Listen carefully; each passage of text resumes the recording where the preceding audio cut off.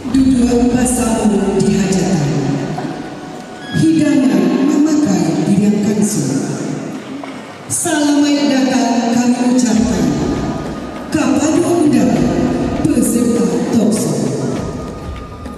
Ikan nila ikan gurame, makan dosan balala itu. Terimalah salam dari kami. Assalamualaikum warahmatullahi wabarakatuh.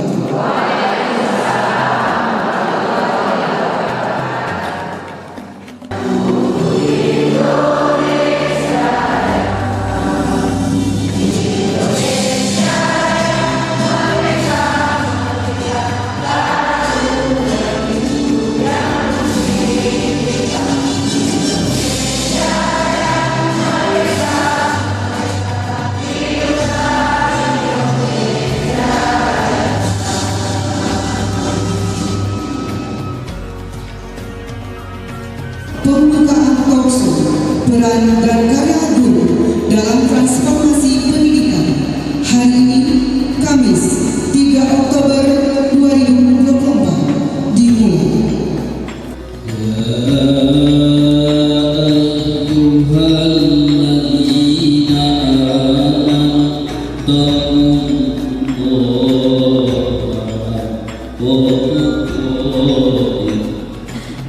Berbagi terbaik dari aktor penggerak yang berada di daerah.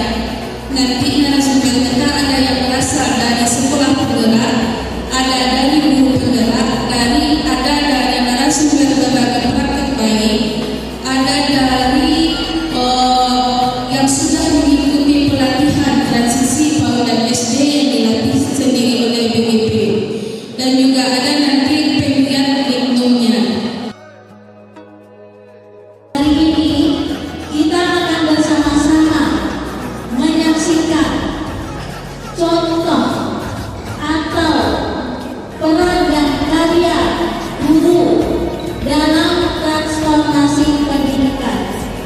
Sebagaimana yang kita ketahui, IKM atau implementasi kurikulum merdeka mempunyai tujuan dua kata, yaitu transformasi pendidikan.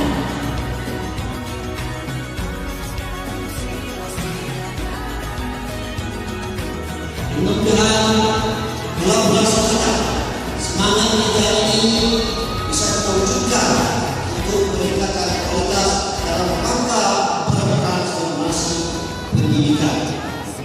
Kali ini saya sebagai anak dari kami dan dengan maaf dan dengan mengucapkan Bismillahirrahmanirrahim, kita buka secara resmi kegiatan talkshow peran dan karya guru dalam transformasi pendidikan di Kota Solo.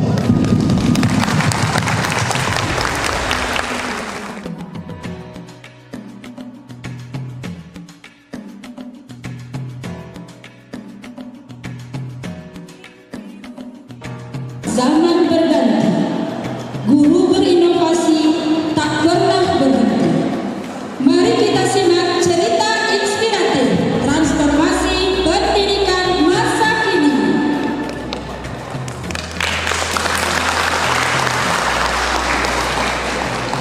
Kota Solo, kota tercinta, kota bare urang namakan. Selamat datang Bapak Ibu kasadonyo. Kita saksikan acara talkshow dalam dunia pendidikan.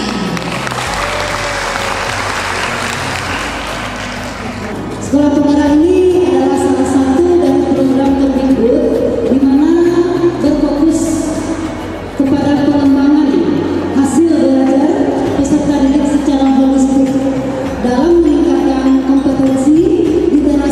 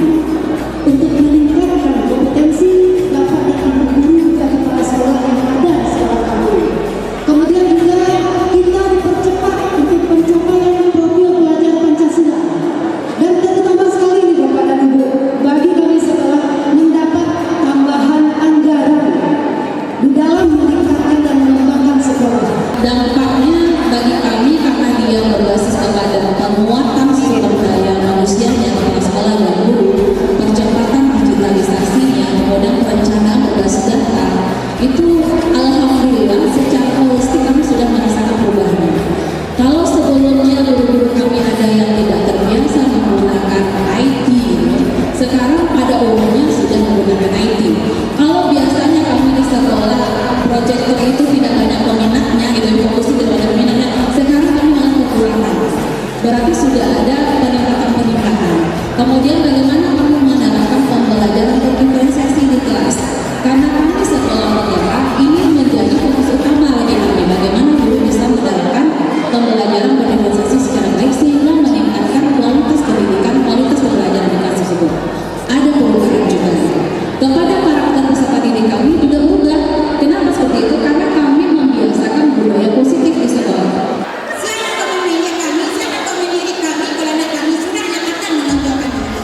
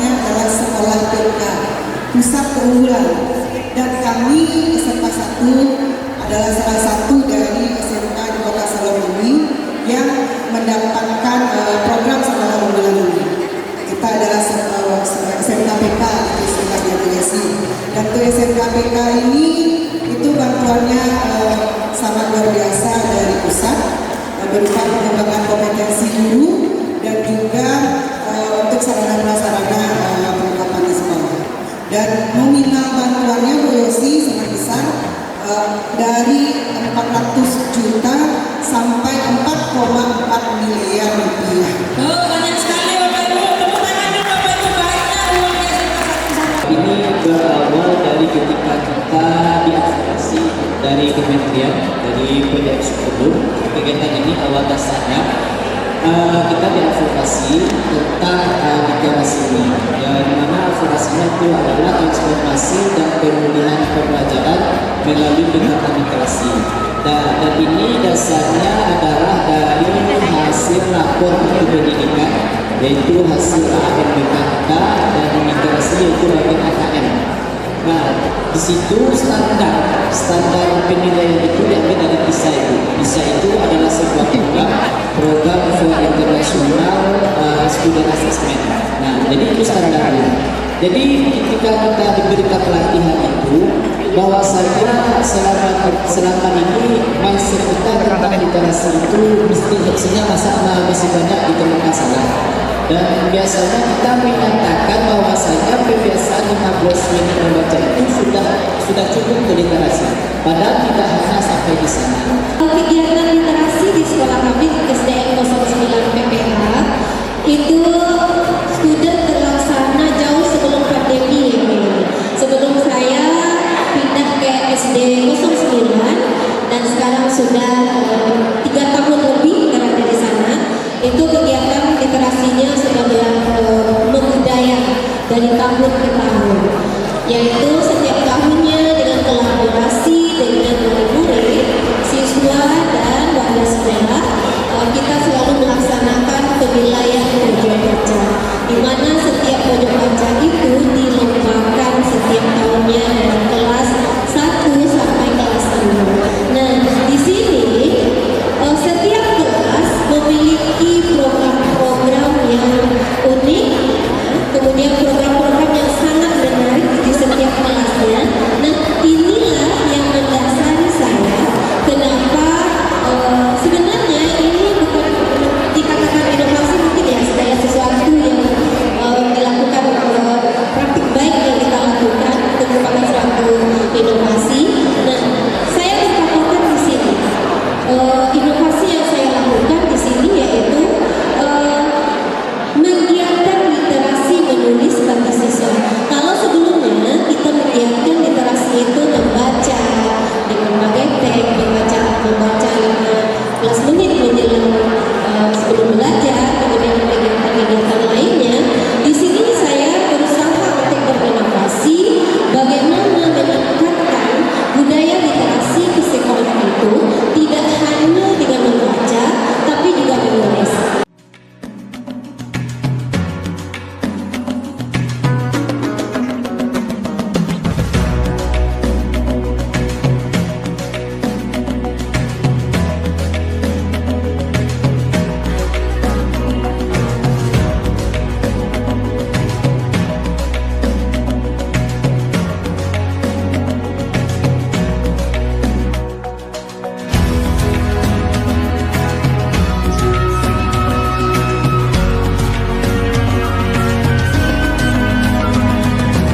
Saya berasal dari SD Negeri 02 Pasar Pandan Air Mati sebagai sekolah penggerak angkatan kedua. Dampak dari adanya program sekolah penggerak di SD Negeri 02 Pasar Pandan Air Mati terhadap peningkatan kualitas pembelajaran yang dilakukan oleh guru kami meningkat dari yang biasanya. Karena dari guru kami belum bisa mempelajari hal-hal yang belum baru, bisa mempelajari hal-hal yang baru setelah mendalami dan setelah mengikuti program sekolah penggerak. Kemudian setelah melaksanakan program sekolah penggerak, pelayanan kami terhadap siswa sudah disesuaikan dengan kebutuhan masing-masing siswa kami. Oke, perkenalkan saya Dede Erlina SPD, guru IPA di SMP Negeri 3 Kota Solo. Saya guru penggerak angkatan 6, angkatan perdana di Kota Solo. Di sini saya mau berbagi mengenai bagaimana dampak PGP terhadap saya sebagai seorang guru penggerak, juga rekan-rekan lainnya di Kota Solo. Tentunya berdampak signifikan terutama dari sisi perubahan pola mindset, perubahan bagaimana memposisikan diri sebagai seorang guru. Dampak positif yang saya rasakan dan juga rekan-rekan sejawat yang rasakan itu saya lihat itu ada perbedaan yang signifikan, di mana pembelajaran menjadi lebih hidup, lebih berpihak kepada siswa, dan yang jelas meningkatkan kualitas pembelajaran. Kemudian juga munculnya transformasi dalam pendidikan, ada perubahan cara pembelajaran, bagaimana teknik mengajar, itu banyak dari perubahan. Kemudian dampak lainnya adalah berkembangnya komunitas-komunitas baru, kombel-kombel baik itu di sekolah atau antar sekolah, di mana kombel ini merupakan pusat-pusat pembelajaran baru bagi para guru dalam berbagi, dalam memecahkan masalah. Selain itu juga banyak kemudahan-kemudahan mungkin yang kami dapatkan sebagai seorang guru penggerak. Punya privilege untuk mengikuti kegiatan-kegiatan yang digagas oleh BGP atau Kemendikbudristek. Selain itu juga mungkin ada juga dampak terhadap kegiatan PPG, di mana ada keistimewaan terhadap rekan-rekan guru penggerak yang belum PPG itu mendapatkan prioritas utama untuk pelaksanaan PPG. Kemudian bagaimana perubahan yang saya alami sebagai pelayan siswa tentunya sangat berubah. Dari yang tadinya teacher center sekarang sudah berubah menjadi student center, di mana guru berperan sebagai coach, sebagai fasilitator, bukan sebagai satu-satunya sumber belajar. Kami berharap tetap ada kegiatan-kegiatan dari BGP untuk mendukung proses perbaikan kualitas pembelajaran di Kota Solo, khususnya di Indonesia pada umumnya. Terima kasih. Assalamualaikum warahmatullahi wabarakatuh. Perkenalkan saya Deni Santalina. Saya adalah penggerak atau ketua Kombel Padi SMK Negeri 1 Solo. Dampak dari keberadaan Kombel ini terhadap hasil pembelajaran siswa di kelas sangat luar biasa sekali. Karena didahului dengan guru belajar di Kombel, berarti guru bisa meningkatkan kompetensinya, sehingga di dalam kelas guru bisa mengimplementasikannya. Seperti guru mengimplementasikan metode media pembelajaran yang sudah dipelajari di Kombel, dan pada akhirnya siswa merasa sangat senang dalam mengikuti pembelajaran, sangat kreatif siswa dalam pembelajaran, sehingga siswa sangat betah dan termotivasi untuk mengikuti pembelajaran di kelas. Dan itu pada akhirnya berdampak pada capaian pembelajaran siswa di dalam kelas. Kenalkan, saya Ivan Gafur SPD, guru SDN 20 Sinapa Pidiang, guru penggerak Angkatan 6 Kota Solo. Pembelajaran berbasis literasi numerasi dapat meningkatkan minat baca peserta didik, yang mana membaca merupakan fondasi literasi. Sedangkan literasi sendiri adalah kemampuan seseorang dalam mengolah informasi dan pengetahuannya untuk menyelesaikan permasalahan yang ditemuinya. Sehingganya dengan pembelajaran berbasis literasi numerasi dapat meningkatkan kemampuan siswa dalam menyelesaikan permasalahannya. Assalamualaikum warahmatullahi wabarakatuh. Perkenalkan, nama saya Rini Astria. Saya adalah fasilitator transisi PAUD SD. Dampak yang saya rasakan ketika mengajar SD kelas awal dengan adanya transisi PAUD SD menjadikan anak merasa lebih tenang, lebih tentram saat berada di SD. Tidak ada lagi rasa ketakutan ataupun rasa untuk tidak mau ke sekolah. Begitulah dampak yang kami rasakan ketika kami sudah menerapkan transisi PAUD SD sesuai 6 fondasi yang telah diterapkan di PAUD. Terima kasih. Terima kasih atas pertanyaannya, bahwa prestasi yang telah diraih oleh Kota Solo untuk anak-anak kita dalam yang pertama untuk di tingkat nasional. Kemarin ada kegiatan Cinta dan Bangga Rupiah di tingkat nasional yang diserahkan oleh Bank Indonesia. Kota Solo, salah seorang siswinya dari SMP Negeri 2 Kota Solo itu meraih juara harapan 1 tingkat nasional dalam lomba storytelling Cinta dan Bangga Rupiah. Itu di Universitas Keuangan. Kemudian di Kota Solo kita juga mengadakan kegiatan untuk Cinta Keuangan dan disebut dengan cacing kurikulum. Di cacing kurikulum ini hanya satu-satunya Kota Solo yang ada di Sumatera. Ini kerjasama antara Kota Solo dengan Yayasan Prestasi Junior Indonesia yang berpusat di Surabaya. Ini disponsori oleh seluruh perusahaan-perusahaan besar di dunia. Misalnya ada Prudential. Ini kegiatan ini dilakukan oleh seluruh siswa kelas 5 SD. tentang bagaimana paham dan cinta terhadap uang. Di kegiatan ini mulai dari bagaimana mendapatkan uang, dari mana uang berasal, bagaimana menyimpan uang, bagaimana mendonasikan uang, dan bagaimana membelanjakan uang. Ini kegiatan yang cacing kurikulum. Kemudian ada kegiatan lain, yaitu kegiatan coding. Di coding ini siswa SD dan SMP itu yang selama ini adalah mereka korban dari game online. Sekarang mereka menciptakan game online yang berkearifan lokal. Dia ada di 100 orang siswa SD di Kota Solo sedang berlatih sekarang, dan juga 100 orang di SMP dan sedang melakukan kegiatan latihan pembuatan game online yang berwawasan lokal, berkearifan lokal gitu. Nah, kemudian untuk peningkatan yang lain, siswa kita kemarin ada juara 1 tim FLSN, juara 1 di Sumatera Barat, mewakili Sumatera Barat ke tingkat nasional untuk pantomim. Nah, kemudian di OSN kita baru sampai ke tingkat provinsi. Kali mungkin itu prestasi-prestasi yang ada sampai saat ini untuk dalam peningkatan kesiswaan. Kemudian untuk guru, untuk peningkatan tenaga pendidikan, alhamdulillah dalam apresiasi guru yang tahun lalu kita ada yang masuk nominasi nasional, bahkan ada yang juara terbaik di nasional. Dan tahun ini alhamdulillah pesertanya jauh meningkat dari tahun-tahun yang sebelumnya. Nah, kali itu Bu.